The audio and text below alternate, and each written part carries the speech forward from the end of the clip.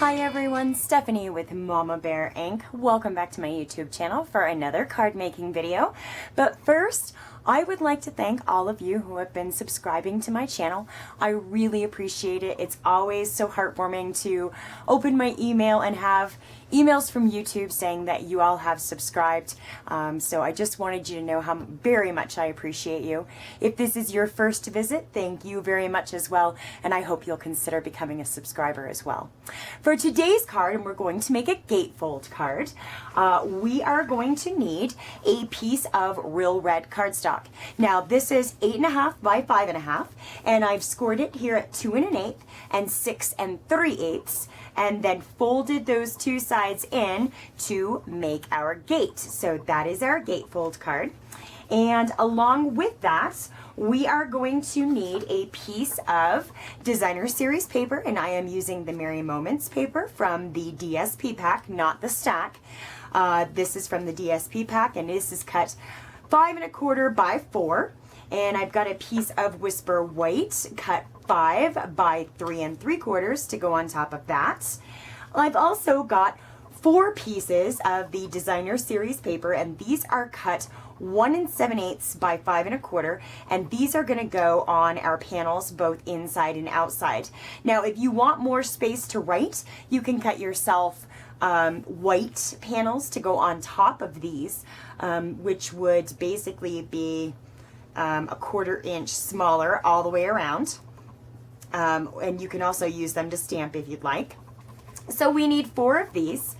We also need 2 pieces of old olive. Now these are going to wind up being 1 3/4 inches wide and 2 1/8 inches long, but I have cut them longer than 2 1/8 inches, and I'll show you why when we get to that part. I've also got 10 inches of real red ribbon, and quite frankly this is probably way too much, but that's what I cut off to make sure I had enough.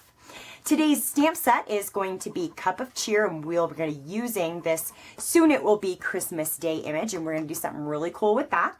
The other thing that we're going to be using is the Circles Collections framelets, and we're going to be using the 1, 2, 3, 4, 5th from the outside to make our card today. And we'll also need the 2.5 inch circle punch and scraps of both Whisper White and Mossy Meadow. So that's all of our pieces, and don't worry if you didn't catch all of that. All of the measurements and pieces will be on my blog at mamabearinc.blogspot.com, or it's linked below for you.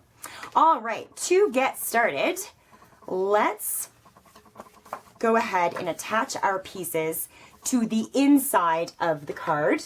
So this is going to be our DSP piece, and this is cut 5 1/4 by 4, and this is going on the center portion of the inside of our card. And we're just going to put this in here and center it up nicely, left to right, top to bottom. Lay that down. We've got our Whisper White piece that is 3 3/4 by 5. And that's going to go over our central piece of designer series paper so that we have a space to either stamp or write our message to our recipient of our card. And then we are going to take our 4 panels of designer series paper. Remember, these are cut 1 7/8 by 5 1/4, and we are going to lay these down both inside and outside, centered top to bottom and left to right on the side panels. Didn't do a real good job with that one. All right.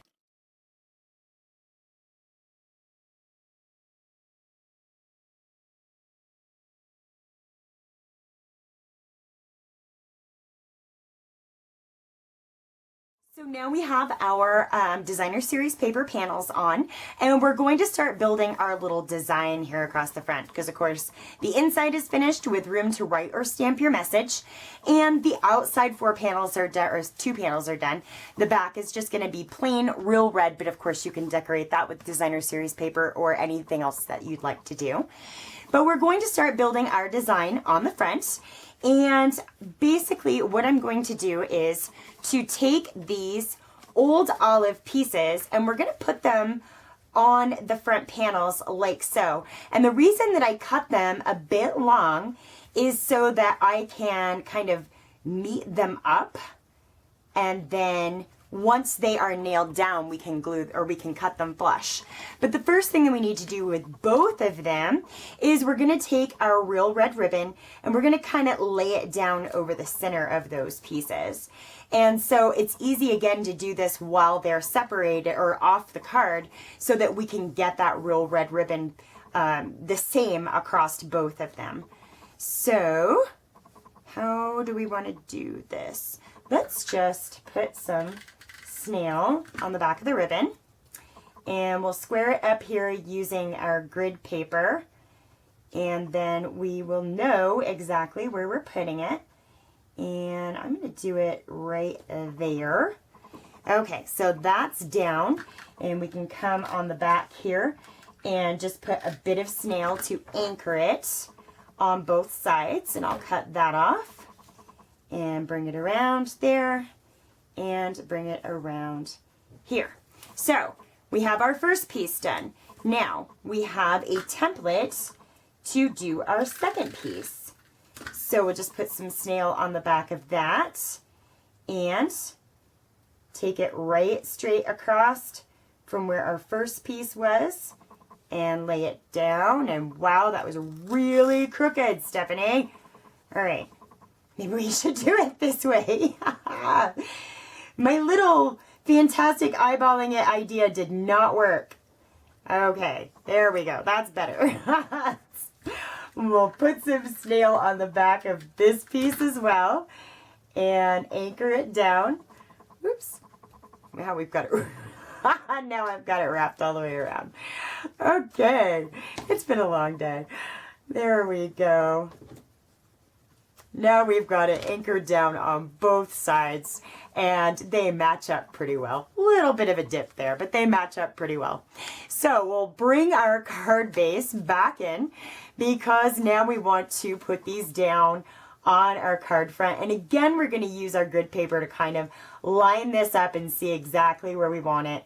And I think right about there is going to be good. So we'll put some more snail on the back side of this, and I don't know why it doesn't want to go all the way there. There we go. Put some more snail on the back side of this, and we decided right about there.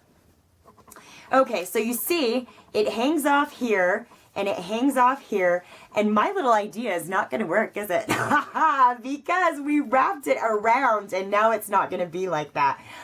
Oh my goodness. I'm just not thinking clearly today. Does this ever happen to you? Do you just have days where it just is not working out? All right, so let's see. I have just about butchered this card. Let's see if we can save it.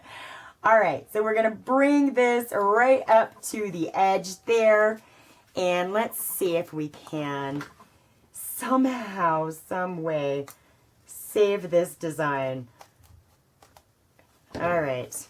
Okay. So I think we saved that part. Now then, we will bring this one over here and line it up like so, and then we'll cut it off on this side as well. So let's get, whoa! Now it's running away from me. It says, I've had enough. I don't know what you're doing today. All right. So let's get some snail on the back side of this one. And we will bring it up and ensure that it is nice and lined up with that piece, or as good as we can get it. There we go. And then we'll come back here and let me get my long blades here so I can just do it in one cut. Get through that, cut that off. Okay, hey, we saved it. Nice work. Okay, so now we have the front of our card. We've got our old olive pieces put on with our ribbon trim. The next thing that we want to do is to take our scrap of Mossy Meadow and the die that we chose. Remember, this is number 1, 2, 3, 4, 5 from the outside, and we're going to cut a circle of Mossy Meadow here. And so we'll run this through our die cut machine and come out with our circle of Mossy Meadow. Now this is basically going to go here, but of course we're only going to adhere it on one side, but we need our image for the front. So what we're going to do is bring in our scrap of Whisper White, and our Soon It Will Be Christmas Day stamp. Now, we're not actually going to use an ink pad on this, and we are going to use our Stampin' Up! Stamp-A-Ma-Jig jig. And I will show you why here in just a minute. So the first color that we're going to use is our Real Red Stampin' Marker, and we're going to use our brush end here. And we're going to color in the words on this stamp, just like this. Now this does take a little bit of time, and the way I'm going to show you this is actually a two-part process. So you can save some time if you are mass producing these, or you're just not into coloring it all up separately, by just stamping this image in all one color. But as I've said before and shown in previous videos, it really does make quite a big difference when you take the time to sort of color these images and do some things pretty precisely. Now there are some little red berries in the greenery, and you can just tap those up. But if you choose to color those separately, remember in the next step that you don't want to color them again. So I'm just tapping the end of the marker on those little berries, making sure we've got everything covered really well. All right, and that'll be the end of the Real Red. And let's see, we want to put this down, I guess, right about here. Let's see, right about there. Okay, so we're going to go, make sure that's good and moist, and lay our image down and stamp out the red. Hold your jig, pull up your stamp. Now, don't move your jig. Clean your stamp off pretty well here. I've just got a baby wipe that I'm cleaning it off with just because my desk is a mess and I've got limited space available to do all of this, so I did not get my Stampin' Scrub out. All right, so we'll just make sure that's fairly dry. We're going to bring in our Old Olive Stampin' Right marker, and now we're going to go around and do the greenery. And remember not to hit those little berries if you've already colored them in the Real Red. So this takes not a whole lot of time, just a little bit. But again, I really think it makes a huge difference in the finished image. So we'll just take a couple of minutes and color up this wreath in the Old Olive.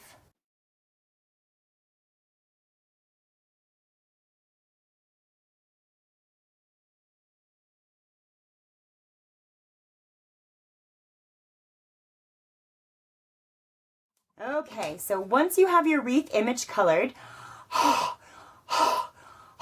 huff on it again, hold your jig, make sure it's right side up. You see I marked my stamp there. That saved me. And place it back down and stamp out your image. And now you have your two-toned wreath image and sentiment. So I really think just taking the time to do those two steps separately makes a big difference in the finished image, and of course using your Stamp-A-Ma-Jig makes it really easy. So once we do have that stamped image complete, we're going to bring in our 2.5-inch circle punch and line up our image inside that punch and punch it out. So we have our beautiful wreath and sentiment punched out just perfect. And we're going to take our Mossy Meadow circle that we cut with our dies, and we're going to pop this up on some dimensionals on the Mossy Meadow. So just going to, I over-dimensional. I know I do. It's just what I do. And we will get the backs off of these and throw them on the floor because, you know, you got to have something to do later. You might as well sweep up dimensional backs. There we go. All right, and so we're going to center this up nicely, just like so, and bring our card base back in. And so we want this to go on the front of our card, just like a medallion, but it does need to open, so we can only attach it on one side. And because we're going over several thicknesses there, I am going to elect to use Fast Fuse because it really does hold things tightly.